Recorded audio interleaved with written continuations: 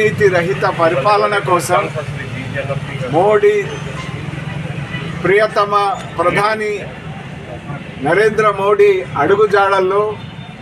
నీతివంతమైనటువంటి పురపాలన అందించడం కోసం భారతీయ జనతా పార్టీ సమర్థులైనటువంటి అభ్యర్థులను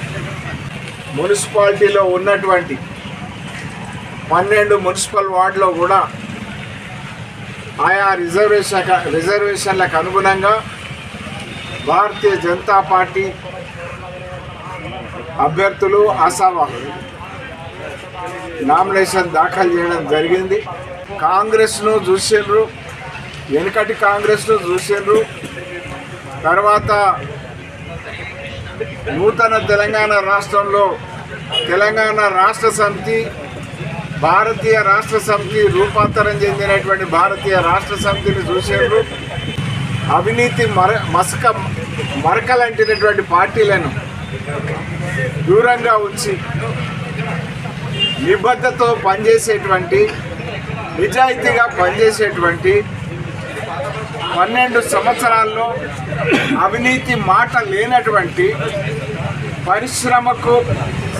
సేవకు, పరిశ్రమకు, అభివృద్ధికి మారుపేరుగా ఉన్నటువంటి భారతీయ జనతా పార్టీ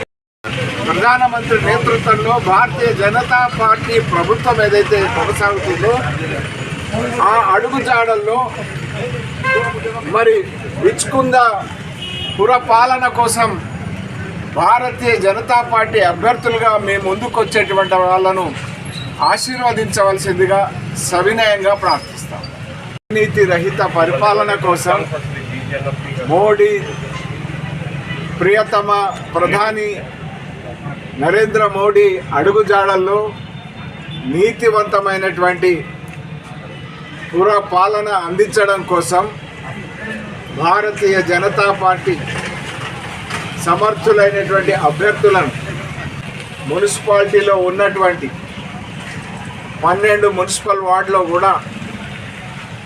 ఆయా రిజర్వేషన్లకు అనుగుణంగా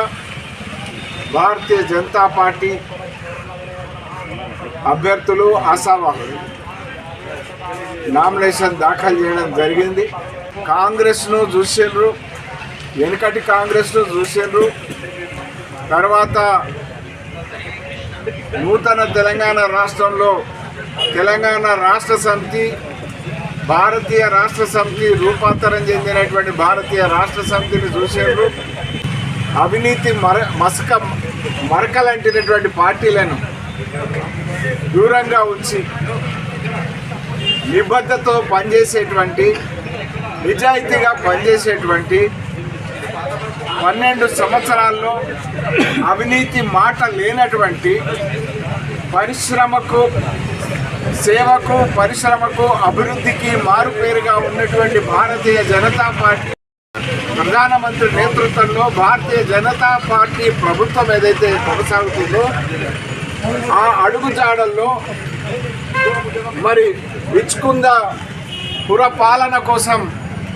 భారతీయ జనతా పార్టీ అభ్యర్థులుగా మేము ముందుకు వచ్చేటువంటి వాళ్ళను ఆశీర్వదించవలసిందిగా సవినయంగా ప్రార్థిస్తాం.